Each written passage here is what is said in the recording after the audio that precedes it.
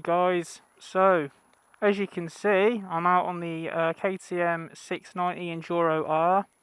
I got a request off one of my viewers to do a bit of a pros and cons video, so that's what I'm going to try and do now. What mileage am I up to? Let's have a look.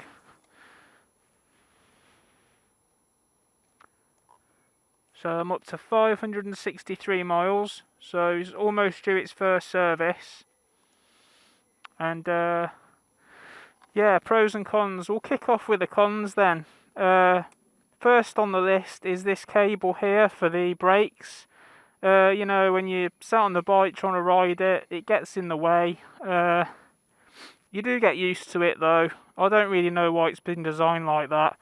I think a lot of people have covered that on other videos as well, that they don't like this thing, but that said, you do get used to it, so it's not a major issue. The other thing I don't like, you know, this obviously got the bike brand new, it's only done 550 odd miles now, and already, I don't know if you can see on the camera, the grips are wearing already. You can see, like, just in there, they're starting to fray a little bit, and the same on the other one, on the throttle. You can see just around here it's starting to come away a little bit, so I'm not too impressed with that. What else don't I like? The seat height, it is really tall, so it does make it a bit tricky to get on and off it. But I guess, you know, with it being the type of bike that it is, you need the fork travel, and the byproduct of that is that the bike is going to be tall. So it's my fault for being a short ass, to be fair. Yeah, the other thing I don't like is the positioning of the fuel cap, which is here. You know, if you want to do any touring or anything, that is the prime location where you would put sleeping bag or luggage or whatever. And if you're travelling far and you need to fill up, you have to take it all off to get access to that. I do believe that there is a kit you can get that relocates that, but you know, it's added expense, and that brings me on to the other negative, which is the price. Yeah, it's a KTM, it's a nice bit of kit, it does everything well that it's designed to do, which is a dual sport, so on-road and off-road. But the byproduct of that is it is like £7,800 on the road, which is, you know, it is a lot of money.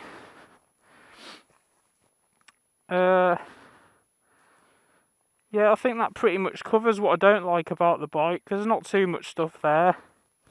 What do I like? The clutch. The clutch is really light, which reduces the fatigue if you're on a long ride. Yeah, Brembo brakes front and back, they're phenomenal. Really good brakes. The suspension's all top quality, WP suspension. Fully adjustable as well. Although I haven't had any need to change that, because it suits me fine as it is. What else? Yeah, I mean, it's you know, it's a really good bike. We'll jump on it anyway and ride, and I'll maybe talk a bit more about what I like about it as it comes to me. So what else do I like about it? It's really light. Oh, hello, Mr. Squirrel.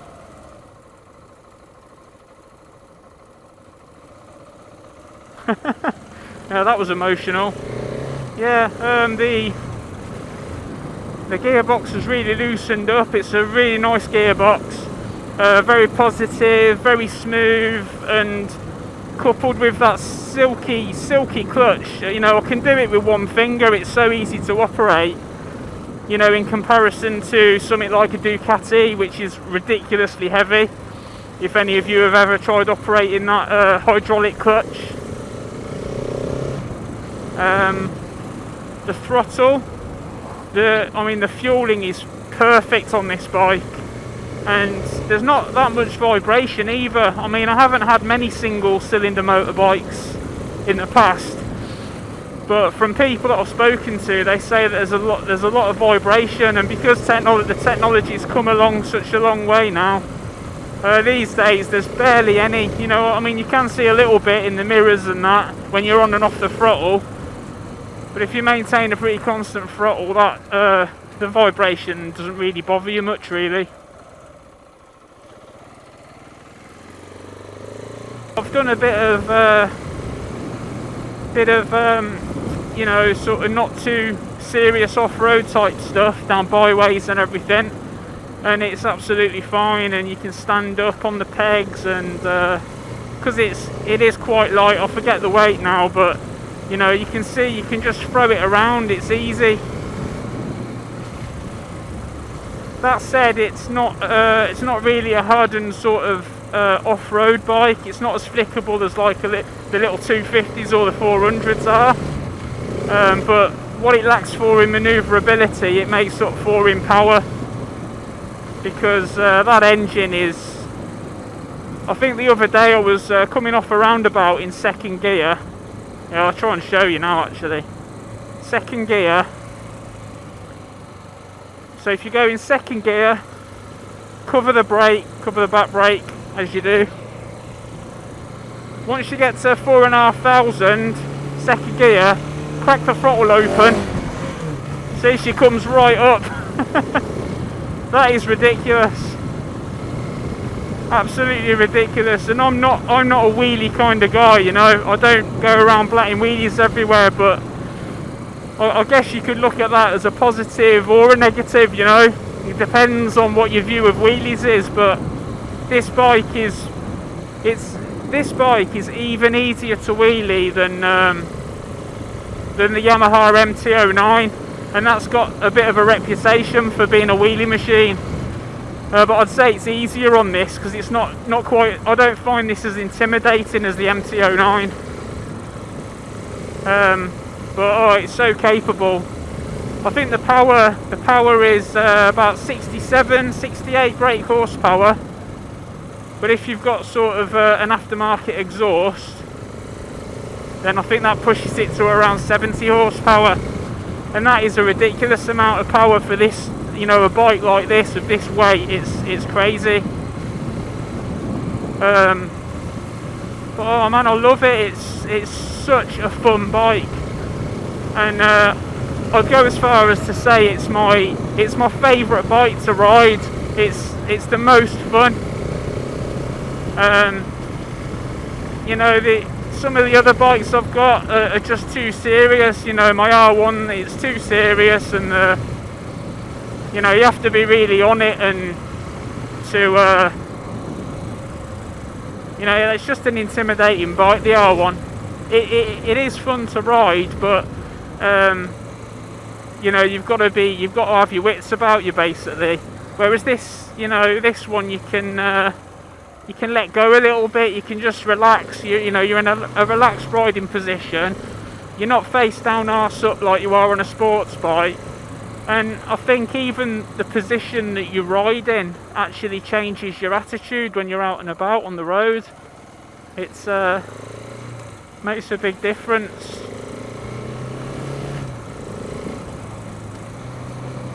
Yeah, second gear again. It's so addictive, that is. It's mental.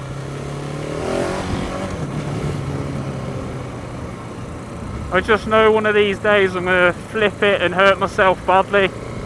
It's just a great bike, guys. A really nice bike to ride, and I'm really enjoying it now. Fantastic bike.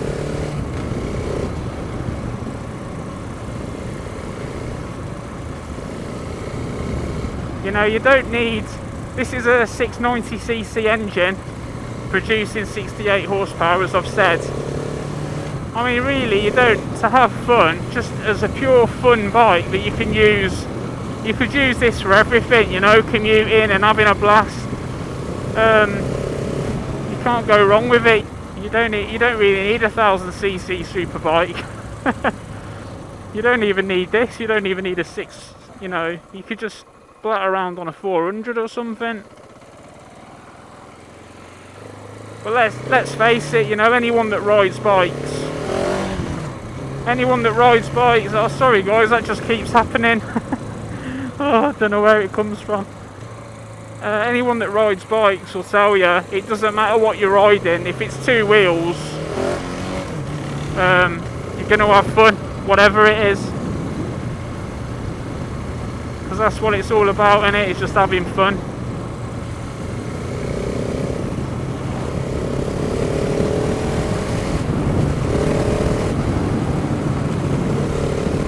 And this bike absolutely, you know, it never fails to surprise me how good this bike is on the road when it's designed for sort of half and half, you know, 'cause it's a dual sport bike, so it's designed to go on the road and off the road, but it does the road bit really, really well as well. Love it. It is a rapid bike for sure.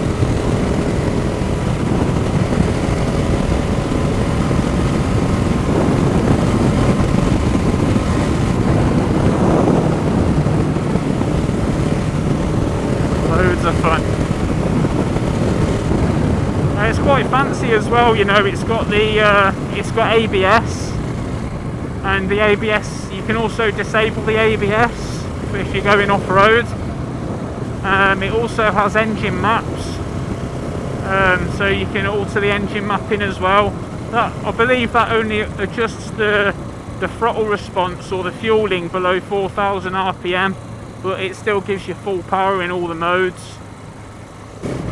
So yeah guys, that's pretty much the pros and cons in a nutshell, really, at this moment in time anyway. I think the longer I own the bike and the more used to it I'll get, you know, the more things will come to light, because I'm still mainly a sport bike rider, so I've still yet to get better off-road with this bike. So thanks for watching guys, see you on the next one. Laters.